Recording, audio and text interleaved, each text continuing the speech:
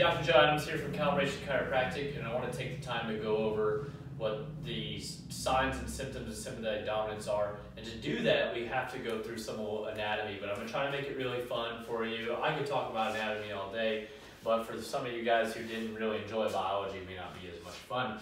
So the first thing we have to understand is a lot of the signs and symptoms you have with sympathetic dominance are originating from a specific place in the brain.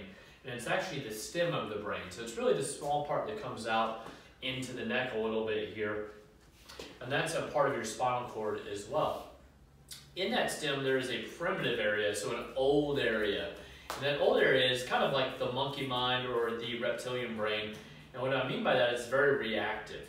And so a lot of the reactive functions that we see in people associated with sympathetic dominance, like sensitivity to light, sensitivity to sound, are coming from this region.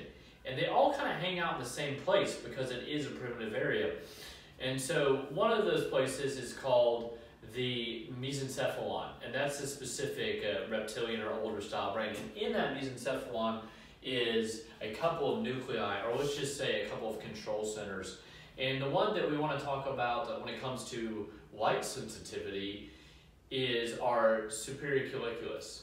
And that is a fancy name for just a little control center that your eyes are wired into that could have the effect of you walking out on a moderate day, moderately lighted day, and having a reaction where your eyes kind of feel watery, or you react and you feel like it's really bright. And that's one symptom, and it comes from that region. And there's another thing that comes from that region, that's sensitivity to sound. And this is the inferior colliculus. And that is associated with any time that, like, let's say you are out and about, maybe with the kids in the car, and they're making a bunch of noise, and you're really annoyed by that. Or if like your wife constantly picks her fingernails, I know somebody like that, and that bothers you as well. Anything like that could be from a sign of sympathetic dominance. And there's other things too that are wired up in the same region, and that's why it's so important to talk about, because they all wire together, they all fire together. So basically, if one's all upset, it kind of sets the whole system off.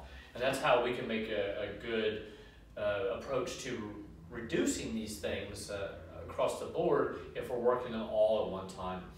And so the next one would be a flexion, right? And so what I mean by that is that this is kind of like that old school fetal or primordial fetal position right here. People are born this way, as we grow up and we age, kids and stuff like that, we become more vertical, and that's because the brain, this frontal lobe right here, the newer part of the brain, is inhibiting the lower part of the brain here in the brainstem, and it hangs out in the same area with everything else. And so what we see with people who are actually, working a lot behind a desk, maybe poor posture, computer posture, is that you're actually starting to kind of fire that same pattern again. And that pattern works both ways. If you make your pecs really tight from just everyday chronic sitting, you're going to fire it into the brain in that same stress region. So it's a feedback loop. So we want to make sure that we're addressing posture. That's specifically where chiropractic comes in. That's a big component of this, because if you're always in that flex posture, you're always going to be firing off those circuits, and that's not good for your overall health and can lead to sympathetic dominance. The other thing that is really important to talk about is going back to the eyes a little bit. We have another control center or nucleus. It's called the Edinger-Westphal nucleus, and it's responsible for your pupil constriction and dilation. And so it has a big role, obviously, in limiting how much light comes into your retina. And if you are in a sympathetic state, your pupil is going to be dilated more, constantly dilated. And we see this a lot in people maybe who have chronic headaches or chronic neck and face pain, as they'll walk in a lot of days, and you can tell if they're having a bad day because their eyes and their pupils are just shot, they're blown out. And so that's another one that's related to sympathetic dominance. And just to kind of recap all that, you have a center in the brain that is very old, very primitive, just like a reptile, and it is very reactive. It's reactive to light, it's reactive to sound, because think about what those little reptiles do, right? I mean, they're kind of looking around and stuff and like reacting to every little thing. And then you also have an area there that's really susceptible to flexion, so you don't want to be flexed. And then your eyes as well dilate and constrict. And all these things wire up and can cause sympathetic dominance or contribute to it.